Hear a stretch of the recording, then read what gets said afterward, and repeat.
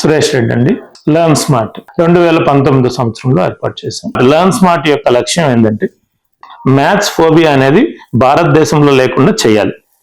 మా ఒక్క సంస్థనే ఇది మొత్తం భారతదేశం చేయలేకపోయినా సరే 1% 2% కాంట్రిబ్యూషన్ అయినా మా కంపెనీస్ అయినా చేస్తే there may be in future మా అమ్మల్ని చూసి ఇంకా కొన్ని అదర్ కంపెనీస్ కూడా ఇట్లాంటి ఆశయంతో ముందుకు వచ్చి డెఫినెట్ గా భారతదేశం అంతా కూడా ఈ నాలెడ్జ్ ని ముందుకు తీసుకెళ్లాలనేది మా ఉద్దేశం.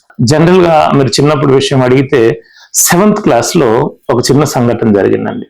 నేను 7th క్లాస్ చదివేటప్పుడు ఇట్లాగే రామానుజన్ గారు యాక్చువల్ గా కొన్ని క్వశ్చన్స్ ని ఫ్రేమ్ చేసినవి మన ఈనాడు పేపర్లో ఇచ్చేవాళ్ళండి. ఆ ఈనాడు పేపర్లో ఆ క్వశ్చన్ కి ఆన్సర్ చేసి పంపించిన వాళ్ళ పేరు నెక్స్ట్ వీక్ పేపర్లో వేసేవాళ్ళండి. ఆ లెక్క కూడా నాకు ఇప్పటికీ గుర్తుంది. 9ని 5 సార్లు ఉపయోగించాలి, ఆన్సర్ 10ని రాబట్టాలి. ఈ క్వశ్చన్ ని నాకు మా మ్యాథ్స్ సార్ ఇచ్చాడు.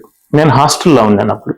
ఈవినింగ్ టైము మా డిన్నర్ బ్రేక్ లో ఇస్తే అందరూ డిన్నర్కి వెళ్తే నేను 15 నిమిషాలు డిన్నర్కి వెళ్లకుండా దీనికి సొల్యూషన్ ని 5 రకాలుగా కనుక్కున్నాను, ఒక రకంగా కాదు.